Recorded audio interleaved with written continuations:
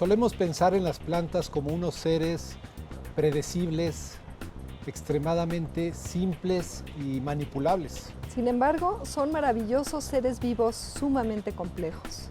Tú lo debes de saber bien, Elena, porque llevas muchos años estudiándolo y hoy aquí en Observadores, este espacio para compartir lo sorprendente que hay en el mundo, y desde la Ciudad de las Ideas vamos a platicar con la bióloga Elena Álvarez, quien nos va a hablar, pues sí, del tema fascinante de las plantas. Dime, complejas, ¿en qué sentido podemos entender como complejo el mundo vegetal? Bueno, las plantas están estructuradas por muchos componentes que van desde las moléculas, los genes, las interacciones de estos genes en redes dinámicas complicadas con retroalimentaciones, que de hecho estas mismas redes ya tienen comportamientos difíciles de predecir, aunque el que no se puedan predecir no quiere decir que no los podamos estudiar. Y estos comportamientos de interacciones genéticas además se dan en células que también tienen interacciones complicadas para formar los tejidos, los órganos y toda esta jerarquía maravillosa de niveles de organización que también tienen interacciones tanto de abajo hacia arriba como de arriba hacia abajo, y de este cúmulo de interacciones y de acciones concertadas de componentes genéticos y no genéticos emergen las estructuras complejas y las plantas mismas. Y esto, claro, nos lleva directamente a un tema que también tú has estudiado a fondo, que es la biotecnología. Entiendo y creo que es sabido que las plantas pertenecen a nuestra dieta y forman parte de la seguridad alimentaria del mundo. Y se intenta manipularlas precisamente para hacerlas más productivas. Pero esta complejidad me parece que entra en conflicto. Háblame un poco de esto, Elena. ¿Qué sucede cuando manipulamos hoy una planta con la tecnología actual? ¿Cuáles son las consecuencias de esto? Sí, justamente hay una contradicción en estas premisas de simplicidad que tiene la tecnología de transgénicos para la agricultura, en donde se pensaba que iban a poder a ciegas modificar un gen, tener una proteína expresada en una planta de manera predecible, o inclusive tener la posibilidad de manipular características tan complejas como el rendimiento, como la tolerancia a la sequía o a las heladas. ¿Cuál era la promesa en ese momento? Estamos hablando como hace 10 años, ¿no? Sí, más, de hecho más, ya 20 años, hace 20 años. Hace 20 años, ¿cuál era esa promesa? Se habló mucho en ese momento, muy importante, había libros. Sí. La promesa era que se iba a resolver el hambre en el mundo, que se iban a aumentar los rendimientos, que se iban a disminuir los agrotóxicos, que ya no se iban a usar estas sustancias tóxicas malas para la salud, para el ambiente, como los herbicidas.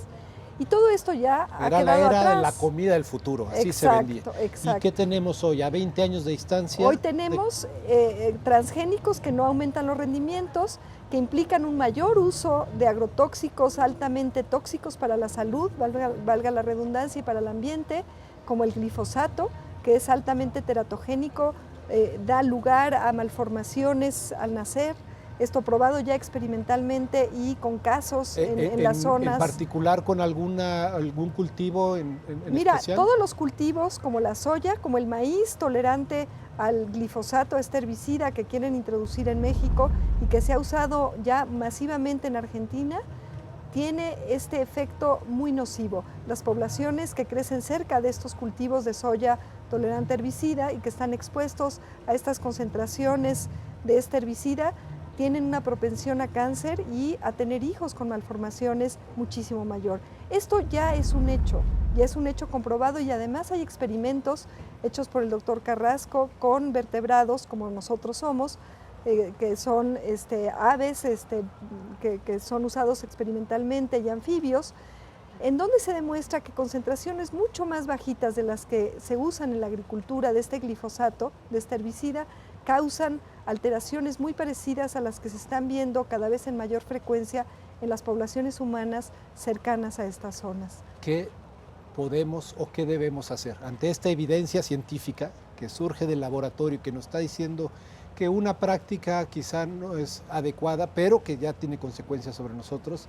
¿Qué debemos hacer como sociedad, Elena? Bueno, debemos primero aplicar el principio precautorio, en donde se establece que una vez exista evidencia o sugerencias, pero en este caso ya hay evidencia contundente, se debe de tener una precaución ante una tecnología y se debe de impedir su uso. En México, además, que es centro de origen y diversidad del maíz, que tenemos miles de variedades destinadas a muy diversos usos, a muy diversas condiciones de crecimiento en todo México, desde el norte hasta la península de Yucatán, sería una barbaridad liberar estos maíces transgénicos. ¿Por qué? Porque ya hemos demostrado en el laboratorio que estos transgenes se van a mover en las semillas, en el polen, van a llegar a las variedades nativas, se van a acumular ahí, van a empezar a tener efectos no deseados, pero además son secuencias que están patentadas. Estas secuencias hechas en el laboratorio tienen la finalidad, es así, muy exitosa, de generar derechos de propiedad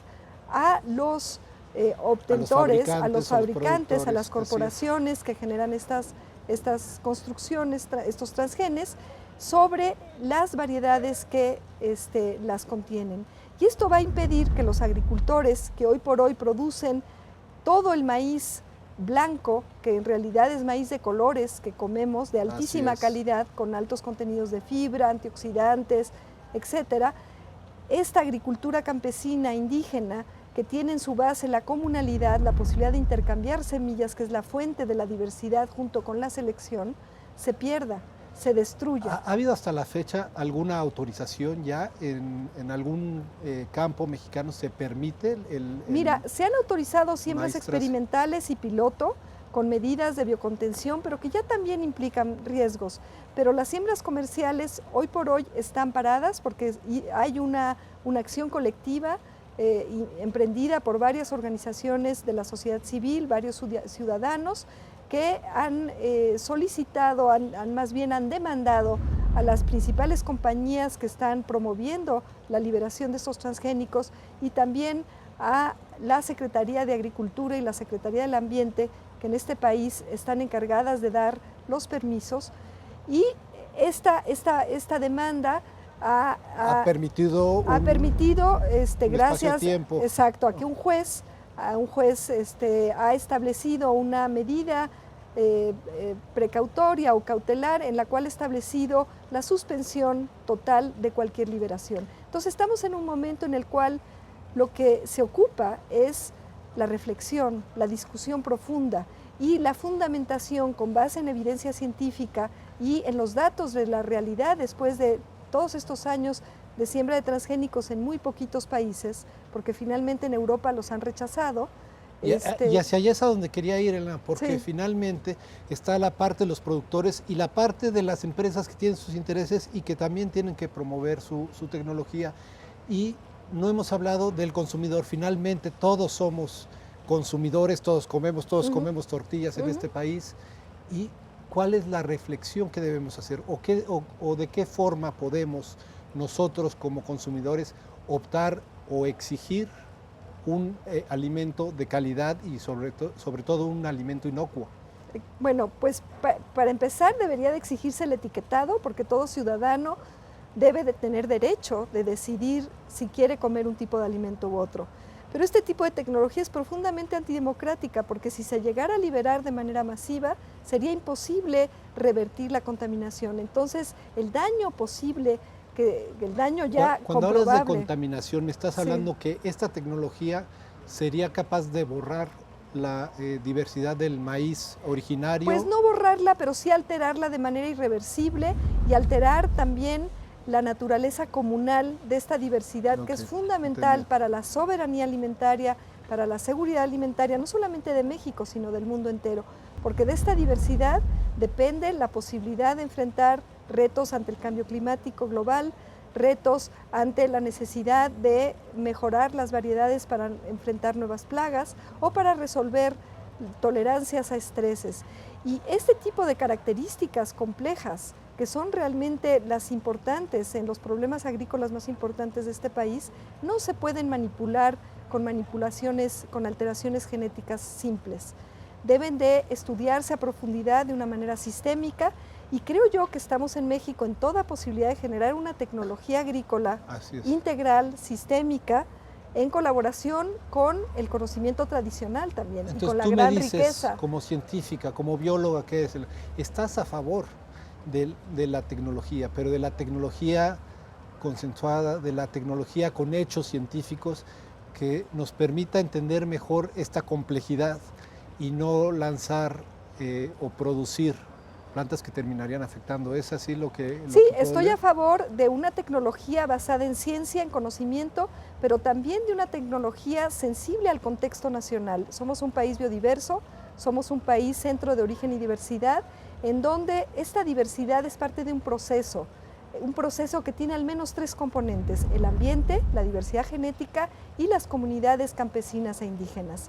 Si se destruye este trinomio, cualquiera de estos componentes, se destruye un proceso que ha durado años establecerse y que es la base hoy por hoy de la seguridad alimentaria, de la soberanía alimentaria, y que es sobre esa base que habría que trabajar propuestas integrales en colaboración con los campesinos, con los indígenas y también con los ciudadanos, como tú dices, y en cooperación también con diferentes tipos de académicos, antropólogos, sociólogos, filósofos especialistas en ética, y en una discusión realmente participativa, incluyente.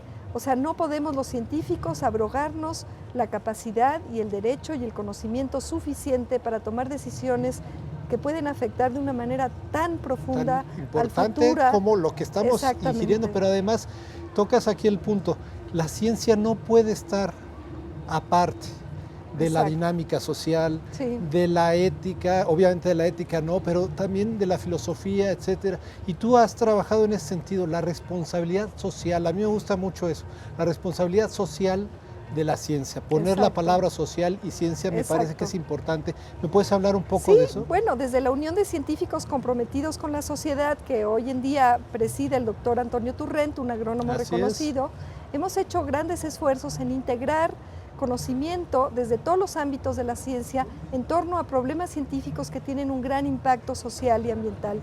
El tema del maíz transgénico es sin duda nodal y estamos a punto de publicar un expediente que va a publicar la UNAM, la Universidad Veracruzana y desde la UNAM varias entidades universitarias que conjunta reflexiones, datos, análisis, hechos científicos, evidencia empírica con base en todos estos años ya de siembra de esta tecnología, que me atrevo a decir es una tecnología profundamente obsoleta ya, peligrosa, y con peligros, implica peligros para la alimentación.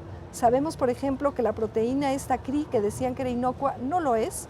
Hay una integración de datos con efectos en salud de un doctor Schubert del Instituto Salk de Estados Unidos, que estamos a punto de dar a conocer para que el público mexicano tenga una perspectiva también de científicos expertos en salud acerca de toda la evidencia que se ha producido ya, y toda esta integración de datos, de hechos, van a estar en este expediente que esperamos contribuya a este diálogo. Y la oferta a nuestros colegas biotecnólogos que son más entusiastas de esta tecnología es: vamos a debatir de frente al público, vamos a exponer nuestras razones, vamos a exponer nuestras herramientas y vamos a ponernos de acuerdo, no para importar una dependencia, no para hacernos dependientes de una tecnología que está siendo ya muy cuestionada, sino para proponer reales innovaciones, reales tecnologías ancladas en el conocimiento, también en la justicia y en una visión de futuro y de cultura y de respeto a la agricultura campesina. Creo que me dejas esa reflexión y estoy seguro que a los observadores de este programa nos dejas esa reflexión. Un desarrollo tecnológico que aporte para el futuro y que esté en consonancia con nuestra sociedad, con nuestra cultura, con nuestra historia. Elena, muchísimas gracias. Gracias a ti, muchísimas gracias. Compartir este conocimiento. Por esta oportunidad. Esto es Observadores, un espacio para compartir lo sorprendente que hay en el mundo, desde aquí, desde Puebla, la ciudad de las ideas.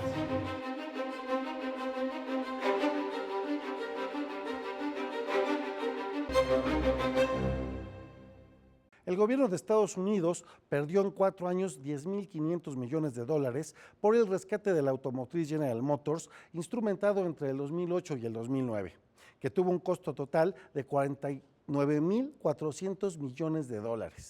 Pero sin esa operación se hubieran perdido más de 1 millón de empleos, de acuerdo con el secretario del Tesoro, Jacob Lew.